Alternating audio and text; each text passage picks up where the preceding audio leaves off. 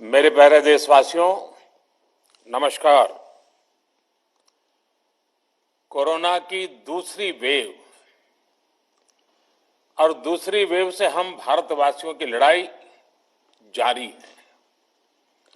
दुनिया के अनेक देशों की तरह भारत भी इस लड़ाई के दौरान बहुत बड़ी पीड़ा से गुजरा है। हम में से कई लोगों ने अपने परिजनों को, अपने परिचितों को खोया है। ऐसे सभी परिवारों के साथ मेरी पूरी संवेदनाएं हैं। साथियों, बीते 100 वर्षों में आई ये सबसे बड़ी महामारी है, त्रासदी है। इस तरह की महामारी आधुनिक विश्व ने न देखी थी, न अनुभव की थी। इतनी बड़ी वैश्विक महामारी से हमारा देश कई मोर्चों पर एक साथ लड़ा है। कोविड अस्पताल बनाने से लेकर आईसीयू बेड्स की संख्या बढ़ानी हो, भारत में वेंटिलेटर बनाने से लेकर टेस्टिंग लैब्स का एक बहुत बड़ा नेटवर्क तैयार करना हो, कोविड से लड़ने के लिए बीते 1.25 साल में ही देश में एक नया हेल्थ इंफ्रास्ट्रक्चर तैयार किया गया है।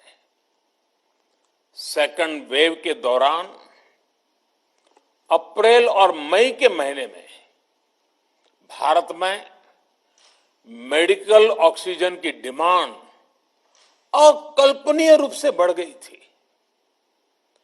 भारत के इतिहास में कभी भी इतनी मात्रा में मेडिकल ऑक्सीजन की जरूरत कभी भी महसूस नहीं की गई। इस जरूरत को पूरा करने के लिए युद्ध स्तर पर काम किया गया। सरकार के सभी तंत्र लगे।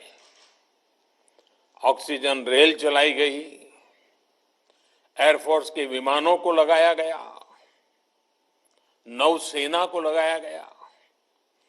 बहुत ही कम समय में लिक्विड मेडिकल ऑक्सीजन के प्रोडक्शन में 10 गुना से ज्यादा बढ़ाया गया। दुनिया के हर कोने से, जहां कहीं से भी जो कुछ भी उपलब्ध हो सकता था, उसको प्राप्त करने का भरसक प्रयास किया गया, लाया गया। इसी तरह जरूरी दवाओं के प्रोडक्शन को कई गुना बढ़ाया गया। विदेशों में जहां भी दवाइयां उपलब्ध हो, वहां से उन्हें लाने में कोई कोर कसर बाकी नहीं छोड़ी गई। साथियों, कोरोना जैसे अदृश्य और रूप बदलने वाले दुश्मन के खिलाफ लड़ाई में सबसे प्रभावी हथियार कोविड प्रोटोकॉल है। मास्क, 2 गज की दूरी और बाकी सारी सावधानियां, उसका पालन ही है। इस लड़ाई में वैक्सीन हमारे लिए सुरक्षा कवच की तरह है। आज पूरे विश्व में वैक्सीन के लिए जो मांग है, उसकी तुलना में उत्पादन करने वाले देश और वैक्सीन बनाने वाली कंपनियां बहुत कम है, इन्हीं गिनी हैं। कल्पना करिए कि अभी हमारे पास भारत में बनी वैक्सीन नहीं होती तो आज भारत जैसे विशाल देश में क्या होता। आप पिछले 50-60 साल का इतिहास देखेंगे तो पता चलेगा कि भारत को विदेशों से वैक्सीन प्राप्त करने में दशकों लग जाते थे। विदेशों में वैक्सीन का काम पूरा हो जाता था, तब भी हमारे देश में वैक्सीनेशन का काम शुरू भी नहीं हो पाता था। पोलियो की वैक्सीन हो, स्मॉल पॉक्स, जहां गांव में हम इसको चेचक कहते हैं, चेचक की वैक्सीन हो, हेपेटाइटिस बी की वैक्सीन हो, इनके लिए देशवासियों ने दशकों तक इंतजार किया था। जब 2014 में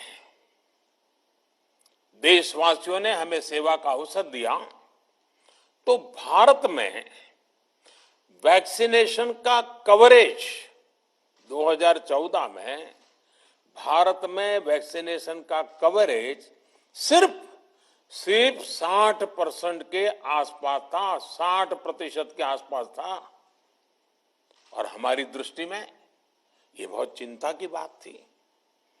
जिस रफ्तार से भारत का टीकाकरण कार्यक्रम चल रहा था, उस रफ्तार से देश को 100% टीकाकरण कवरेज का लक्ष्य हासिल करने में करीब करीब 40 साल लग जाते हैं। हमने इस समस्या के समाधान के लिए मिशन इंद्रधनुष को लॉन्च किया। हमने तय किया कि मिशन इंद्रधनुष के माध्यम से युद्ध स्तर पर वैक्सीनेशन किया जाएगा और देश में जिसको भी वैक्सीनेशन की जरूरत है उसे वैक्सीन देने का प्रयास होगा।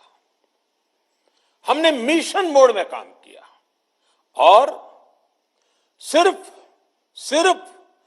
5-6 साल में ही वैक्सीनेशन कवरेज 60% से बढ़कर 90% से भी ज्यादा हो गई। 60 से 90, यानी हमने वैक्सीनेशन की स्पीड भी बढ़ाई और दायरा भी बढ़ाया।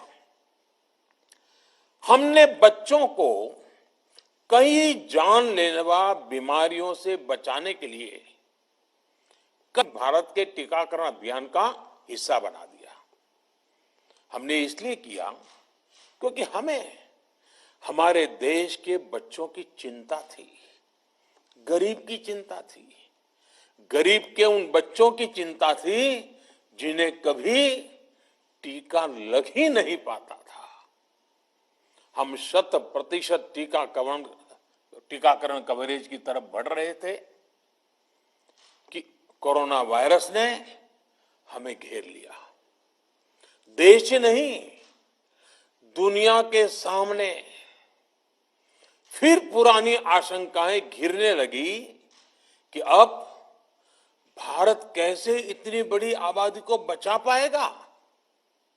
लेकिन साथियों, जब नीयत साफ होती है, नीति स्पष्ट होती है, निरंतर परिश्रम होता है, तो नतीजे भी मिलते हैं। हर आशंका को दरकिनार करके भारत ने 1 साल के भीतर ही एक नहीं बल्कि 2 made in India vaccine launch कर दी।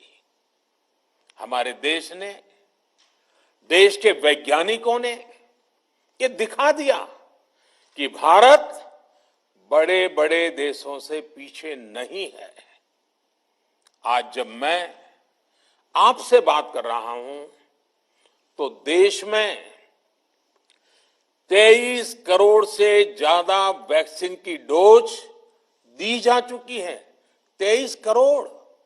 साथियों, हमारे यहां कहा जाता है विश्वासेन सिद्धिः, विश्वासेन सिद्धिः, अर्थात हमारे प्रयासों में हमें सफलता तब मिलती है जब हमें स्वयं पर विश्वास होता है। हमें पूरा विश्वास था कि हमारे वैज्ञानिक बहुत ही कम समय में वैक्सीन बनाने में सफलता हासिल कर लेंगे। इसी विश्वास के चलते जब हमारे वैज्ञानिक अपना रिसर्च वर्क कर ही रहे थे, तभी हमने लॉजिस्टिक्स और दूसरी तैयारियां शुरू कर दी थी। आप सब भली भांति जानते हैं कि पिछले साल यानी एक साल पहले, पिछले साल अप्रैल में जब कोरोना के कुछ ही हजार केस थे, उसी समय वैक्सीन टास्क फोर्स का गठन कर दिया गया था। भारत के लिए वैक्सीन बनाने वाली कंपनियों को सरकार ने हर तरह से सपोर्ट किया। वैक्सीन निर्माताओं को क्लिनिकल ट्रायल में मदद की गई, रिसर्च और डेवलपमेंट के लिए जरूरी फंड दिया गया। हर स्तर पर सरकार उनके साथ कंधे से कंधा मिलाकर चली।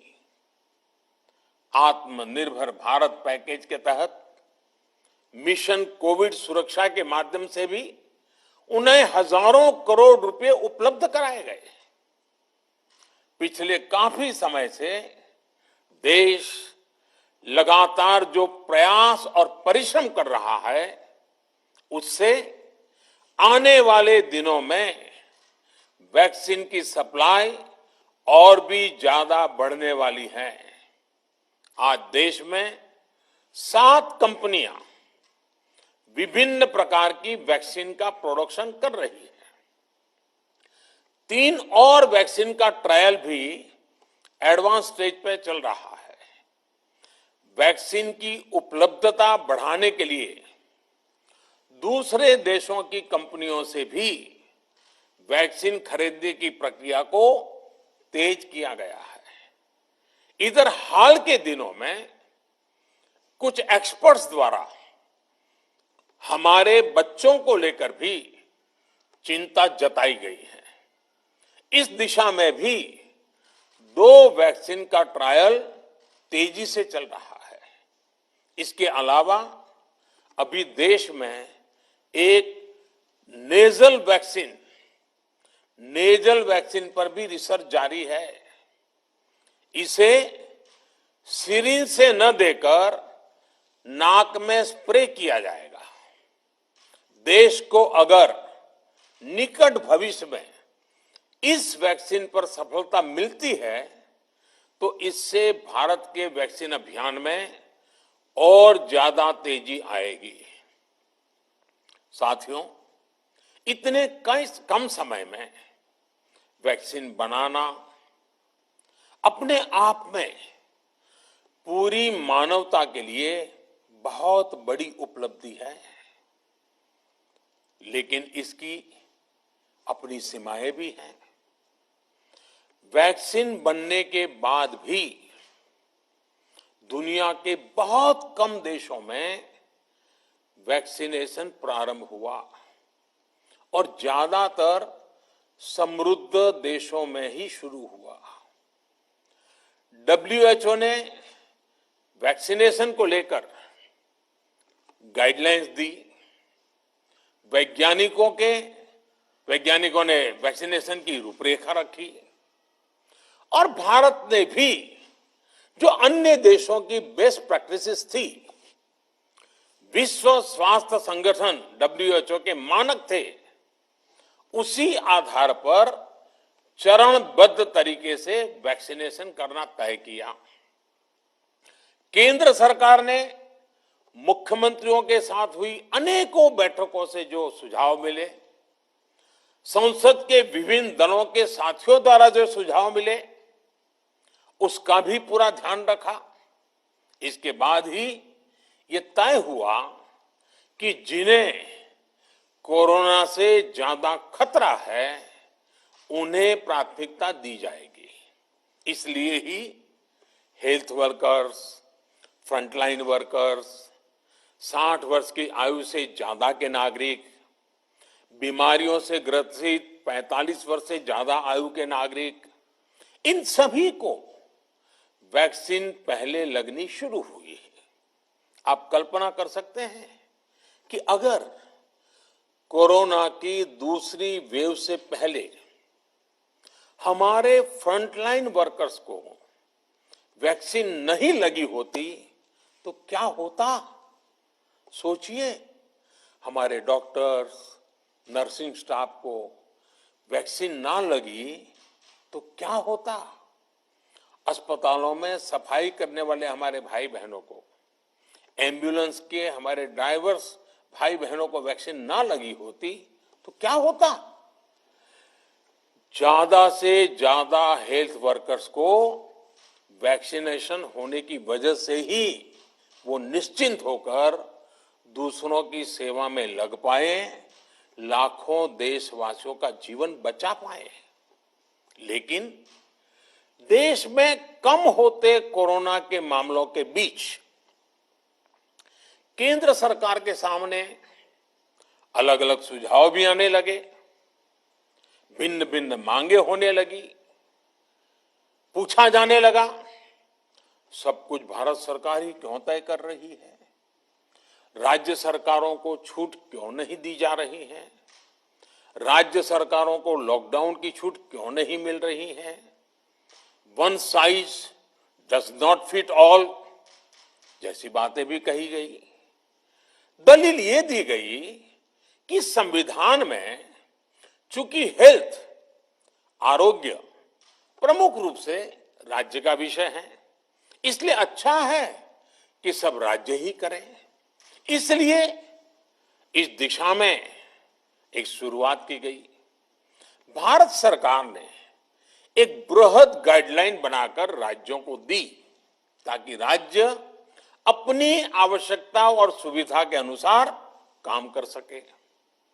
स्थानीय स्तर पर कोरोना कर्फ्यू लगाना हो, माइक्रो कंटेनमेंट जोन बनाना हो, इलाज से जुड़ी व्यवस्थाएं हो, भारत सरकार ने राज्यों की इन मांगों को स्वीकार किया। साथियों, इस साल 16 जनवरी से शुरू होकर अप्रैल महीने के अंत तक भारत का वैक्सीनेशन कार्यक्रम मुख्यतः केंद्र सरकार की देखरेख में ही चला। सभी को मुफ्त वैक्सीन लगाने के मार्ग पर देश आगे बढ़ रहा था। देश के नागरिक भी अनुशासन का पालन करते हुए अपनी बारी आने पर वैक्सीन लगवा रहे थे। इस बीच कई राज्य सरकारों ने फिर कहा कि वैक्सीन का काम डिसेंट्रलाइज किया जाए और राज्यों पर छोड़ दिया जाए। तरह तरह के स्वर उठे, जैसे कि वैक्सीनेशन के लिए एज ग्रुप क्यों बनाए गए। दूसरी तरफ किसी ने कहा कि उम्र की सीमा आखिर केंद्र सरकार ही क्यों तय करे। कुछ आवाजें तो ऐसी भी उठी कि बुजुर्गों का वैक्सीनेशन पहले क्यों हो रहा है। भांति भांति के दबाव भी बनाए गए। देश के मीडिया के एक वर्ग ने इसे कैंपेन के रूप में भी चलाया। साथियों, काफी चिंतन मनन के बाद इस बात पर सहमति बनी कि राज्य सरकारें अपनी तरफ से भी प्रयास करना चाहती हैं, तो भारत सरकार को क्यों इतराज हो और भारत सरकार इतराज क्यों करे। राज्यों की इस मांग को देखते हुए, उनके आग्रह को ध्यान में रखते हुए 16 जनवरी से जो व्यवस्था चली आ रही थी, उसमें प्रयोग के तौर पर एक बदलाव किया गया। हमने सोचा कि राज्य ये मांग कर रहे हैं, उनका उत्साह है, तो चलो भाई 25% का काम उन्हीं को सुपुर्द कर दिया जाए, उन्हीं को दे दिया जाए। स्वाभाविक है 1 मई से राज्यों को 25% काम उनके हवाले कर दिया गया। उसे पूरा करने के लिए उन्होंने अपने अपने तरीके से प्रयास भी किए।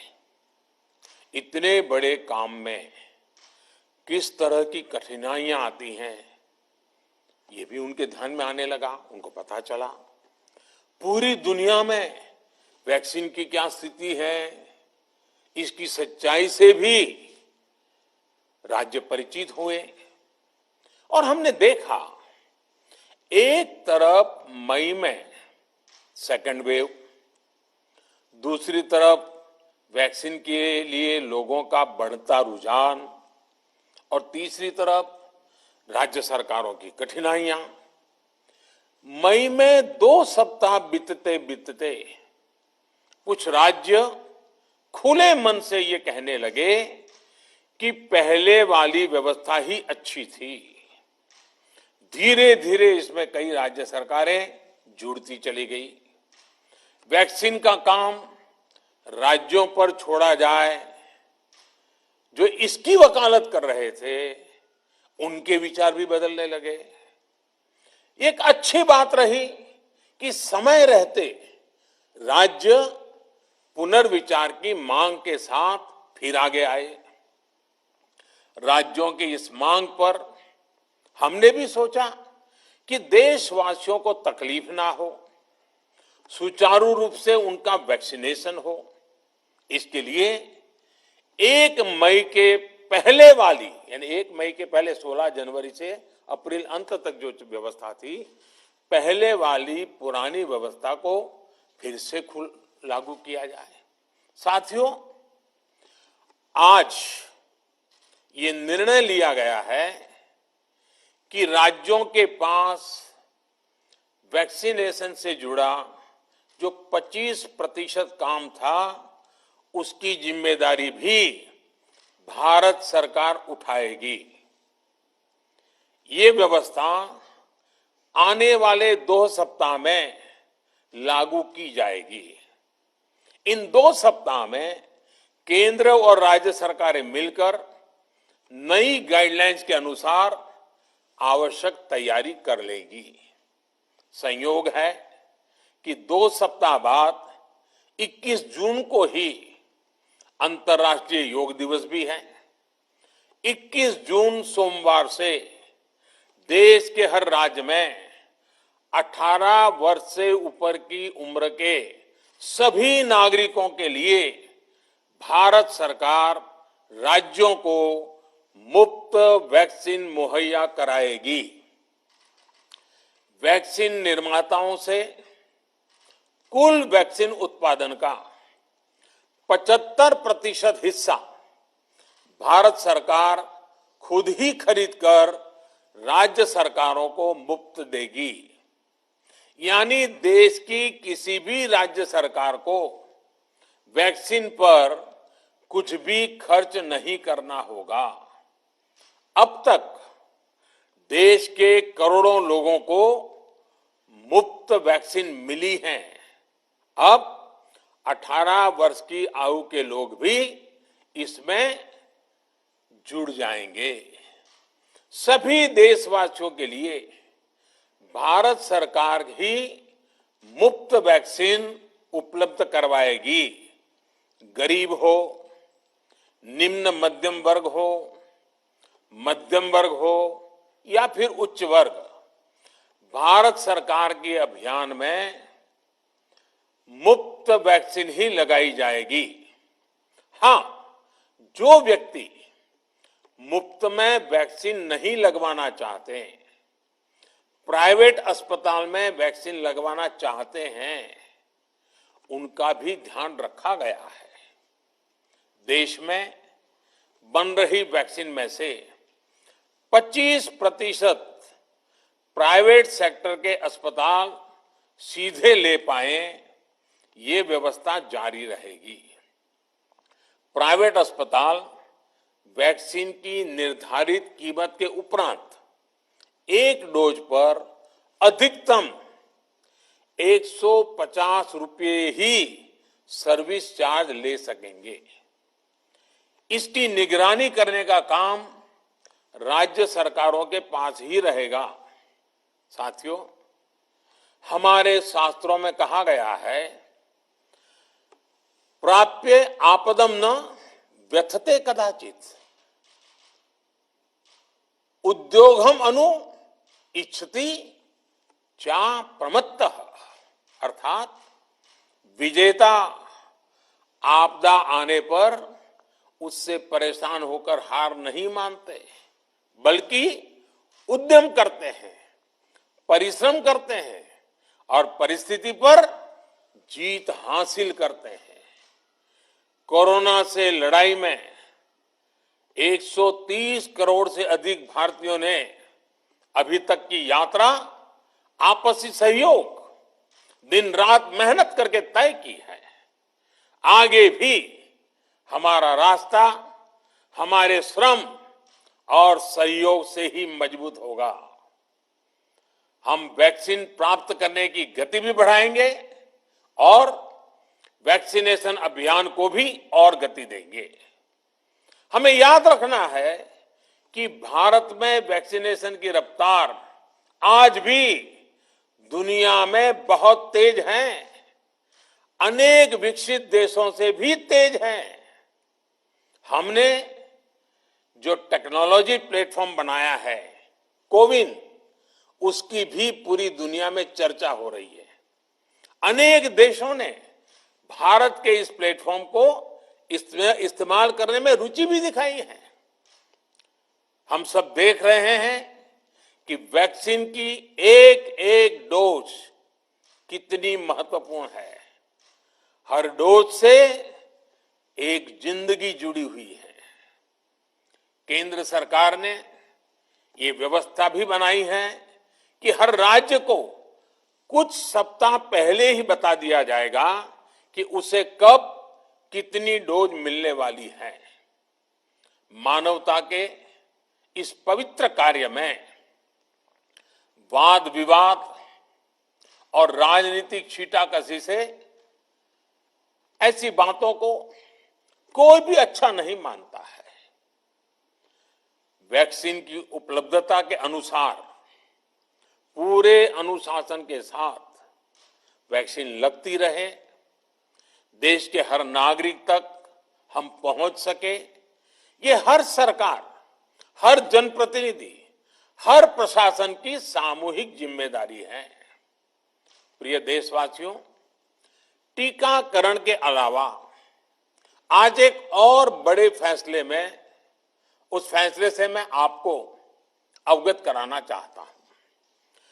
पिछले वर्ष जब कोरोना के कारण लॉकडाउन लगाना पड़ा था, तो प्रधानमंत्री गरीब कल्याण अन्न योजना के तहत 8 महीने तक 80 करोड़ से अधिक देशवासियों को मुफ्त राशन की व्यवस्था हमारे देश ने की थी। इस वर्ष भी दूसरी वेव के कारण मई और जून के लिए भी इस योजना का विस्तार किया गया था। आज सरकार ने फैसला लिया है कि प्रधानमंत्री गरीब कल्याण अन्न योजना को अब दीपावली तक आगे बढ़ाया जाएगा।